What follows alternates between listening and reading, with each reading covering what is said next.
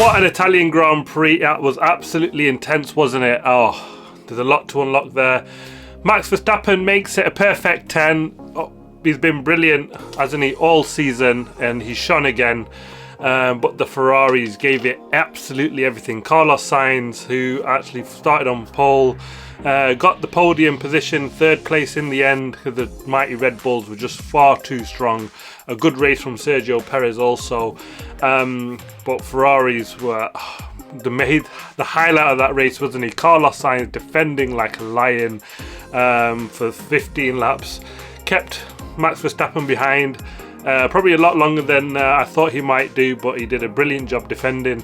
A shame the mistake came in locking the brakes, because I think he would have kept Max a little bit further behind for a little bit longer. That Ferrari was mega down the straights. But I think it was always going to come, wasn't it? That Ferrari just too hard on the tyres. It's been their problem all season.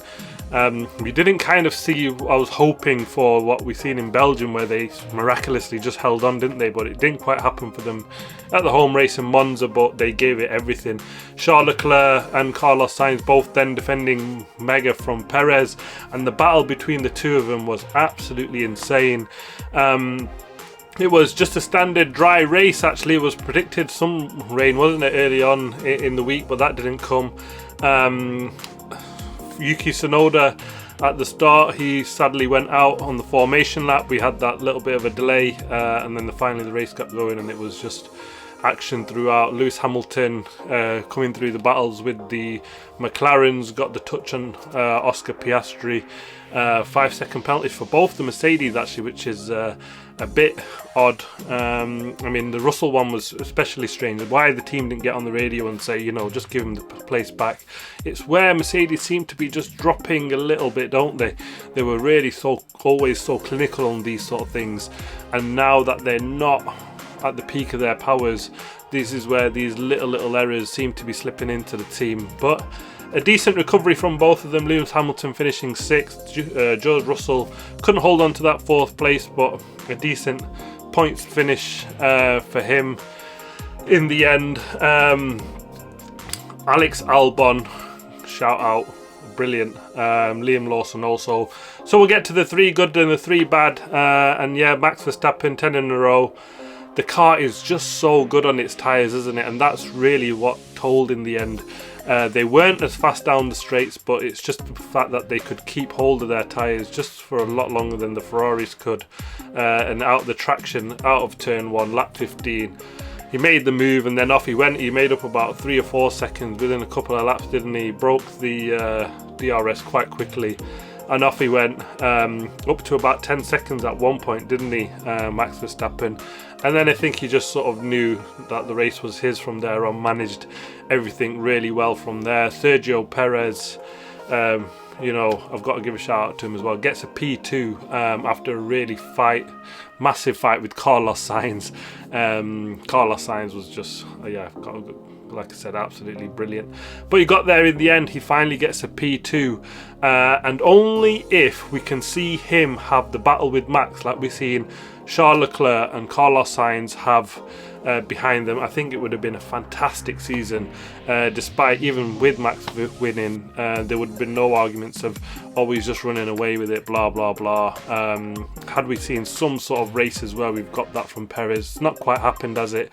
And hopefully now we can see something where he seems to be returning to a little bit of form. He just needs to sort out his qualifying and just get into sort of second place, right, or alongside Max Verstappen, so in the races he can have more of an impact on that fight. Because had that been the case today, I think we might have seen a battle with the two of them, but it wasn't to be in the end. On to the next of the 3 good is Ferrari letting their drivers fight. We've not seen them do that before in the past, have they? Like, look at when they let, you know, the team orders, and they've not always got this right, have they, Ferrari? But it was great to see. They just came on the radio earlier, said, make it a fair fight, and off the 2 of them went, and it was brilliant. Hammer and tongs, Carlos Sainz, Charles Leclerc, and Leclerc actually got the move done, didn't he? But just made that mistake. Ran a little bit wide into the brakes. Carlos Sainz made the pass on the exit of that, and that was kind of the real only chance Carlos Sainz gave Leclerc, didn't he, in the end. He defended really well in the 3 or 4 laps after that to the end. It must have felt like forever on that Ferrari pit wall. Fred Vasseur clearly just like said, like, we'll look at this tomorrow if there's anything to cover, where the drivers felt that they may have been, you know, too hard in the defending or the attacking, but actually listen to them both at the end, just sort of Charles Leclerc anyway, sort of saying, look, this is why we love racing, and as fans, actually, this is why we love racing, isn't it? So we can see them go head to head like that, and we want that throughout the whole race, and we kind of got it this weekend, which was great to see. Carlos Sainz deserved the driver of the day. He was just mega. He's been brilliant all weekend, and he got it right from practice and then all the way through. That carried into the race. A brilliant podium for him. You know, this is where Ferrari sort of seemed like they gave it their all, didn't they? They bought a sort of track-specific aero package for Monza, one of the few teams to do that. Williams also did that. Freshet engines as well. So it was kind of like their one hurrah, a win, wasn't it? It wasn't quite there again in the end, but at least they gave it everything.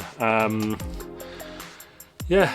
Oh, Singapore next out for them, but let's see how they got on there. But what great to see Ferrari up there again and fighting like that.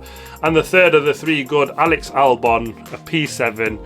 He defended absolutely magnificently, didn't he? 13 laps into them hard tyres, with about 15 laps to go. He was sort of like struggling. He'd overheated the rears, and he was in defence mode again. Like we've seen in Canada, he made them hard. So one-stop strategy last, all the way to the end. Brilliant job. Held off Norris. It's a shame he just couldn't keep Lewis Hamilton behind, and I think that was more because Hamilton had switched strategy, didn't he? He'd had started on the hards and went mediums, and that sort of softer tyre just helped him in the traction zones, and Hamilton had enough to get past Albon, and it could have been a P6, which would have been absolutely mega.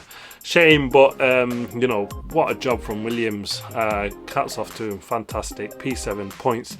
And I've got to give a shout out to Liam Lawson, who's finished P11, just outside the points in the Alpha Tauri team.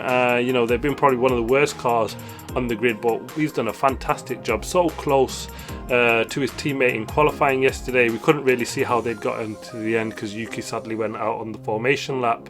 But yeah, this is, you know, what we kind of expect from rookies now, isn't it? Coming in and really putting in performances like that. And then that leads me on to the 3 bad, and straight into Logan Sargent, to be honest with you. And he finishes down in P13. Got a 5-second penalty for a collision with Bottas, and he got beat by Liam Lawson, who is in a lot slower car. Williams, look at what Alex Albon have been doing, and this is kind of where he should have shone and got some points at least, if not, you know, at least fighting for them P11, P10 sort of positions. But he wasn't, was he? And that kind of gonna add a bit of extra pressure on Logan Sargent with the performances that Liam Lawson has just sort of rocked up and put in. I think Williams won't jump the gun on this. I think they'll give him time, but you know, that time is running out, and especially with someone like Lawson coming in and showing what the potential is. But they need to be careful because Nick De Vries did the same thing, didn't he, last time out in Monza for the AlphaTauri team, and he had a torrid time following that, and he got the boot, didn't he, for Danny Rick, sadly. So maybe we shouldn't look too far into it, but Liam Lawson actually had done a brilliant job, and Sargent really kind of needs to sort things out a little bit and just improve his racecraft. He's getting there, and getting a bit closer to Albon, but he needs that little bit of a push from here going forward. The next of the 3 bad is the Aston Martins. They really struggled this weekend, didn't they? Stroll was last in qualifying, and just he only beat the Haas's in the race, to be fair, and he may as well be last because the Haas is just so terrible in race conditions. Probably the worst car in race conditions that we've seen for a long time, isn't it? They were a lap down, so it doesn't say much about Stroll, does it, in a car where, you know, he's averaging a P11 in qualifying, where his teammate is offering like 6th as an average. Yeah, Stroll is is having a shocking season. The fact that he's still there is a little bit surprising now, where it's coming up to this stage. Alonso got a P9, and that's only really thanks to Oscar Piastri and Hamilton having a little bit of a collision, and then Alonso got a bit of a sniff with the Albon roadblock on the McLaren, didn't he? But otherwise he wasn't really in for a race, was he, Aston? And they'll be hoping for more going forward. And the third of the three bad is Lando Norris and the McLarens, isn't it? That shine that we've seen in Silverstone and Austria and you know, them really like back up at the front, they've kind of dropped off significantly, haven't they?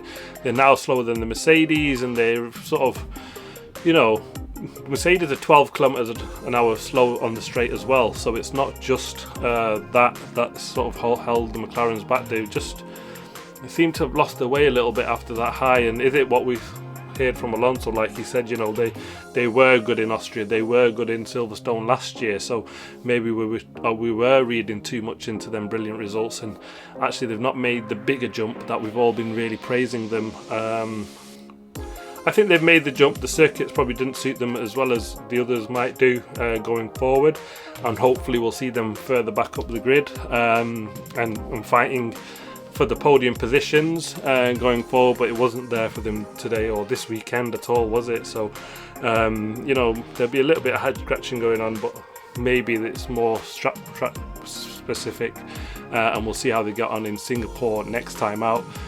And that's it. Yeah, watch out for the driver ratings video coming out later in the week, and then we're off to Singapore next time out. Will Danny Ricciardo make it back in time? A couple of weeks.